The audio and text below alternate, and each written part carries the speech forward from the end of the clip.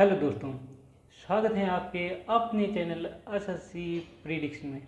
तो आज हम पढ़ने वाले हैं महात्मा गांधी जी के बारे में, उनकी पूरी जीवनी।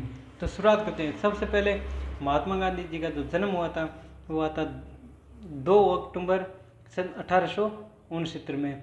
कहाँ? पोरबंदर, गुजरात में। महात्मा गांधी जी के जो पिताजी थे उनका नाम था करमचंद गांधी और उनका माताजी का नाम था वो था पुतली बाई। उनकी पत्नी का नाम था कस्तूरबा गांधी और उनके 4 बेटे थे, हरिलाल, मणिलाल, रामदास और देवदास। नेक्स्ट, जब वे 13 साल की उम्र के थे तब उनका विवाह कस्तूरबा मक्खन जी से हुआ था। वह प्रतिदिन 18 किलोमीटर पैदल चलते थे, यानी जिंदगी भर जितना वह चले उससे वह पृथ्वी के 2 चक्कर लगा सकते थे। उनको 5 बार जो शांति नोबेल पुरस्कार है उनके लिए भी नामित किया गया था। इसके साथ ही वह 4 महाद्वीप, 12 मुल्क में नागरिक जो अधिकार और उनसे जुड़े जो आंदोलन है उनका श्रेय इनको जाता है। और ब्रिटेन में इनकी मृत्यु के जस्ट 21 साल बाद में ही उनके सम्मान में एक डाक टिकट जारी किया गया था।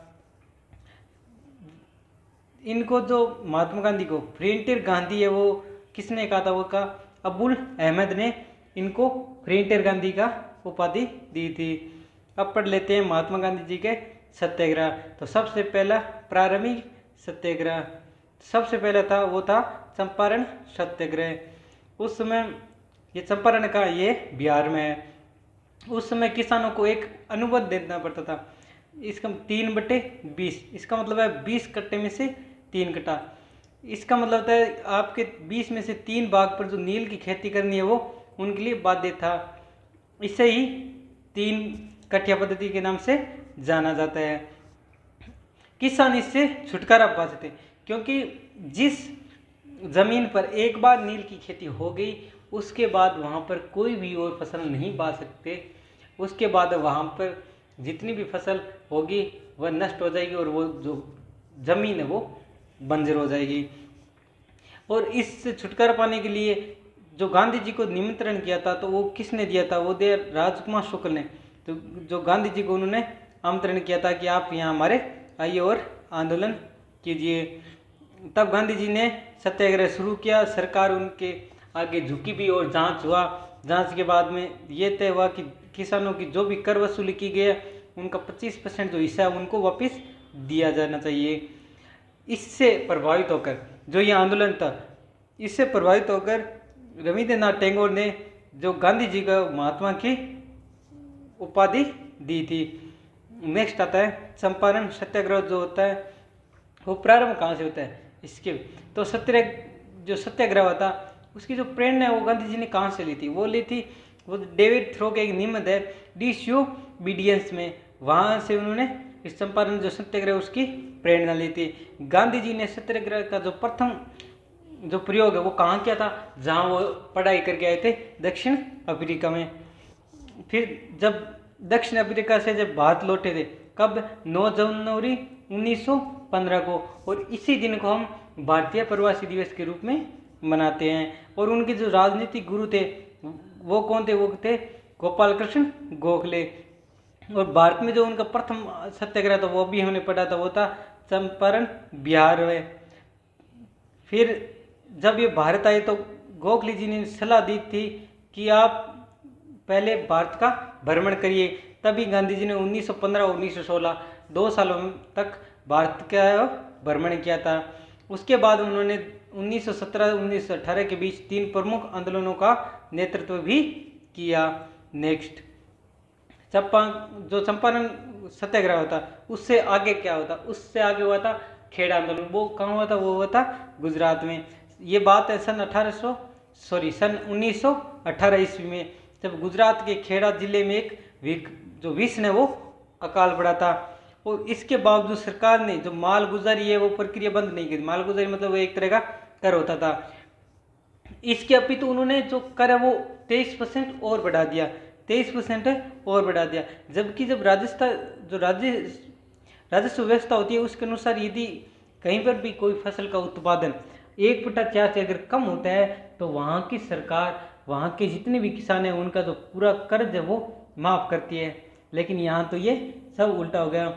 इस पर गांधी जी ने घोषणा की कि यदि सरकार गरीबों का कर्ज माफ़ नहीं करती है तो वह आंदोलन करेंगे। लेकिन सरकार उनको गुप्त रूप से उनके अधिकारियों को भेजा और गांधी जी को मनाया, और जो भी किसानों की जो समक्ष उनकी मांग थी वो उनको मान लिया गया। उसके बाद बताया अहमदाबाद मिल हड़ताल। ये कब हुई थी? ये भी सन 1918 में हुई थी। अहमदाबाद कहाँ? गुजरात में। ये आंदोलन भारतीय कपड़ा मिल जो मालिकों के विरुद्ध में था, जहाँ पर मजदूरों को बोनस को लेकर गांधी जी ने भूख हड़ताल की थी और स्वयं भी भूख हड़ताल पर बैठ गए। और ये गांधी जी की भारत में सबसे पहली भूख हड़ताल थी। ये भारत में सबसे पहली भूख हड़ताल थी। किस आंदोलन में? अहमदाबाद मिल हड़ताल में। इसके फलस्वरूप मिल मालिक समझौता को तैयार हो गए और इस मामले को एक ट्रिब्यूनल को सौंप दिया गया, जिससे मजदूरों का पक्ष लेते हुए 35% बोनस है वो देने का फैसला कर लिया गया। उसके बाद आता है खिलाफत आंदोलन। ये सन 1919 से 1924 तक चला। उद्देश्य क्या था इसका? इसका वो था कि जब तुर्की में जो खलीफा, जो मुस्लिमों के पद थे, उसकी पुनः स्थापना के लिए अंग्रेजों पर दबाव बनाया गया था। और इसी के बीच कुछ आंदोलन के साथ कुछ घटना भी हुई थी, जैसे रोल एक्ट भी लाया था, उसके बाद में जलियांवाला बाग हत्याकांड भी हो गया था। इसके फलस्वरूप जो अखिल भारतीय खिलाफत कमेटी है ने खिलाफत आंदोलन का गठन किया और गांधी जी ने प्रभावित होकर खिलाफत आंदोलन तथा असहयोग आंदोलन दोनों में एकमत हो गए, क्योंकि जब दोनों का जो उद्देश्य था वो एक सेम ही था कि अंग्रेजों की सरकार को झुकाना था। उसके बाद में जब यह आंदोलन शुरू हुआ तो सरकार फिर झुकी और जो खलीफा पद है उसकी समाप्ति कर दी गई। और राष्ट्रवादी मुफ्ता कलाम ने 3 मार्च 1924 को जो खलीफा पद है उसका समाप्त कर दिया गया।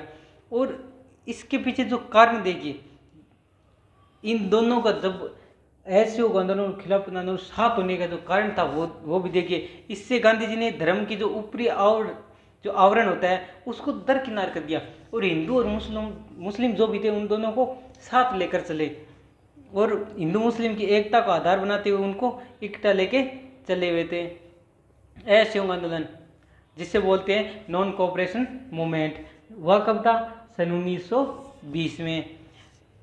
इस आंदोलन के बारे में सिमनलाल जो सितलवाड़ है उनके अनुसार है कि जो वायसराय लॉर्ड रोडिंग था वह कुर्सी पर हताश बैठ गया और अपने दोनों हाथों को सिर पर थाप कर फूट रहा था। मतलब सिर पर हाथ दे उसके बाद वो रोने लगा था। फूटने का मतलब है रोने लगा था।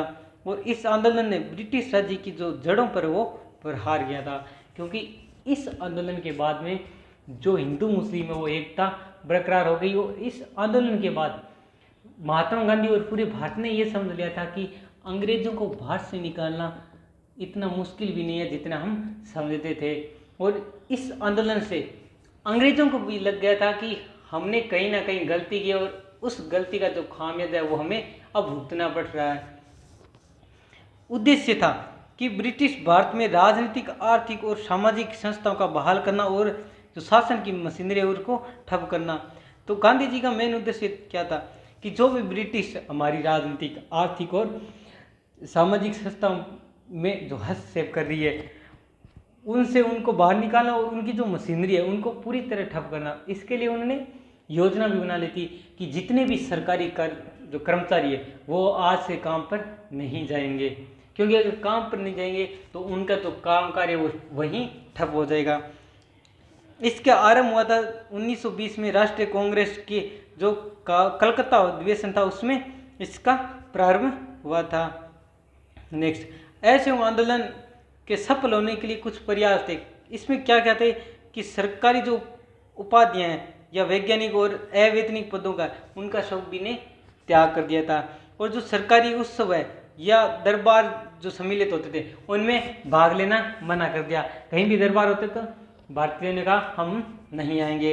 और नेक्स्ट, जो सरकारी एवं अर्ध सरकारी स्कूल है उनका भी त्याग कर दिया गया। मतलब जो सरकारी और प्राइवेट है इन सभी में टीचरों ने जाना बंद कर दिया, क्योंकि अगर अध्यापक नहीं जाएंगे, टीचर्स नहीं जाएंगे तो बच्चे पढ़ेंगे कैसे। फिर उन्होंने इस अधिनियम 1919 के अधिनियम के अंतर्गत होने वाले चुनाव का भी बहिष्कार कर दिया कि हम चुनाव में भी भाग नहीं लेंगे। और सरकारी जो अदालत हैं उनका भी बहिष्कार कर दिया गया। उसके साथ साथ जो सबसे मेन था वो था ब्रिटिश माल का बहिष्कार करना, मतलब जो भी भारत से बाहर का कोई भी सामान आता है उसका हम प्रयोग नहीं करेंगे। नेक्स्ट, आंदोलन समाप्ति एवं उसका कारण। इस आंदोलन का जब समाप्त हुआ और उसका क्या कारण था वो बताएं। गांधी जी ने कहा था कि ये आंदोलन हमें ना पूरा अहिंसक और शांतिपूर्वक तरीके से करेंगे, लेकिन हुआ क्या, जब 5 फरवरी 1922 को चोरी चौरा नामक एक कांड हो गया, जिसकी वजह से उन्होंने इस आंदोलन को स्थगित कर दिया गया था। हम पढ़ लेते हैं चोरी चौरा कांड कब हुआ था। ये उत्तर प्रदेश के गोरखपुर में 5 फरवरी 1922 को एक कस्बे में हुआ था, जहां भारतीय आंदोलनकारियों ने ब्रिटिश सरकार की एक पुलिस चौकी को आग के हवाले कर दिया गया और उन्होंने आग इस तरह लगाई कि कोई भी अंदर का व्यक्ति बाहर नहीं आ सकते। इसी कारण वहां के जो कुल 22 पुलिसकर्मी थे वो जिंदा जलकर मर गए और इस घटना को ही चौरा चोरी नाम से जाना जाता है। वो इसके बाद में महात्मा गांधी ने अपना जो असहयोग आंदोलन था उसे 6 वर्षों तक स्थगित कर दिया गया था। असहयोग आंदोलन के पश्चात उनके बाद में आई थी नेहरू रिपोर्ट, जो सन 1928 में आई थी, जो किस में आई थी, लॉर्ड बरकनहेड, जो भारत के उसमें क्या थे, सचिव थे, का राष्ट्र नेतृत्व किया और एक ऐसा संविधान बनाने की चुनौती थी जिससे सभी स्वीकार करें, क्योंकि भारत एक विभिन्न धर्मों वाला देश है, वहाँ अनेक प्रकार की संस्कृतियाँ हैं, इन सबको एक साथ लेकर एक संविधान बनाने की जो इनके सामने एक सबसे बड़ी चुनौती थी। तो उसके लिए उन्होंने नेहरू रिपोर्ट जारी की। 1927 के मद्रास अधिवेशन में यह तय किया गया कि अन्य राजनीतिक दलों की सहमति से संविधान का जो मसौदा है वो तैयार किया जाएगा, मतलब अकेले कांग्रेस कुछ नहीं करेगी, सभी जो पार्टियां उनको साथ होना चाहिए। फिर 19 मई 1928 को डॉक्टर अंसारी की अध्यक्षता में सम्मेलन हुआ और इस सम्मेलन में मोतीलाल नेहरू की अध्यक्षता में एक समिति का गठन किया गया, जिससे संविधान का मसौदा तैयार करने के लिए उनका कार्य सौंपा गया था कि मोतीलाल नेहरू जी की जो एक अध्यक्षता में जो उनका एक सभा हुई, ये संविधान का जो मसौदा है वो तैयार करेंगे। और नेहरू जो समिति है उन्होंने 28 अगस्त 1928 को ही अपनी रिपोर्ट सौंप दी और इसे लखनऊ से आयोजित एक सभा में स्वीकार भी कर लिया गया था। और इस जो रिपोर्ट थी उसमें क्या क्या था, इसमें था कि भारत को एक डोमिनियन स्टेट का दर्जा दिया जाना है। इसका मतलब ये था कि भारत पर किसी दूसरे देश का कब्जा नहीं होगा, भारत का खुद का अपना कानून, खुद का एक संविधान होगा। उसके बाद उनके जो सांप्रदायिक निर्वाचन प्रणाली है उसको समाप्त कर दिया गया, मतलब भारत में सिर्फ एक ही चुनाव होगा, जो धर्म के आधार पर है वो चुनाव नहीं होंगे। और संयुक्त जो निर्वाचन प्रणाली उसका अपनाई जाएगी। भाषाई आधार पर प्रांतों का गठन हो, हाँ भाषाई आधार पर प्रांतों का गठन जरूर होगा लेकिन उनका चुनाव नहीं होगा। और जो भाषाई आधार पर हमारे देखते हैं कि भारत का आंध्र प्रदेश जो सबसे पहले भाषा के आधार पर बनने वाला पहला राज्य था। भारत में धर्मनिरपेक्ष राज्य होना चाहिए किंतु अल्पसंख्यकों के धार्मिक एवं सांस्कृतिक हितों का पूर्ण संरक्षण हो, मतलब कि पूरा धर्मनिरपेक्ष हो, लेकिन जो जिनका धर्म अल्पसंख्यक जो बहुत ही कम मात्रा में, उनके धर्म को और उनकी संस्कृति को हम पूर्णतः हितों के लिए उनका संरक्षण करेंगे। और केंद्र है और जो प्रांतीय जो संघीय उनका जो आधार है वो शक्ति विभाजन होगा, मतलब कि ना तो केंद्र राज्य में हस्तक्षेप कर सकता है और ना ही राज्य केंद्र में हस्तक्षेप करता है। और अगर इन दोनों के बीच में अगर कोई विवाद होगा तो उसके लिए एक सर्वोच्च न्यायालय की भी स्थापना की जाएगी और भारत में एक सर्वोच्च न्यायालय की स्थापना भी की जानी चाहिए। और संघ सेवा और संघ लोक सेवा आयोग का भी गठन किया जाना चाहिए, मतलब कि भारत में एक जो सिविल सेवक हैं उनके लिए भी एक जो आयोग है वो बनाना चाहिए। फिर उसके बीच में आया था साइमन कमीशन, जो 1919 में भारत शासन अधिनियम की जो समीक्षा है इस पर आयोग ने सन 1927 में किया गया और इसके जो अध्यक्ष थे वो थे सर जॉन साइमन थे। विरोध का कारण था, ये जब भारत में आया, जब साइमन आए, इसमें विरोध क्यों है, क्योंकि इस पूरे आयोग में कोई भी भारतीय नहीं था। तब भारतीयों ने ऐसा लगा कि अगर इसमें एक भी भारतीय नहीं है तो हम किस बात की गारंटी लें कि ये हमारे जो हम हमारे हित में ये फैसला लेंगे, नहीं होगा। इस आयोग में एक भी भारतीय नहीं था, इसलिए भारतीयों को लगा कि इस रिपोर्ट में पक्षपात होगा और अंग्रेजों को हितों का ही ध्यान रखा जाएगा और हमारा कुछ भी नहीं होगा, इसलिए इसका विरोध किया गया। और बहिष्कार का निर्णय था कि कांग्रेस ने जो मद्रास अधिवेशन हुआ था 1927 में, इसमें M.A. अंसारी की अध्यक्षता में ही इसका जो बहिष्कार का वो निर्णय लिया गया। इससे जो नेक्स्ट वीडियो है वो हम 1 या 2 दिन में कवर कर लेंगे। धन्यवाद।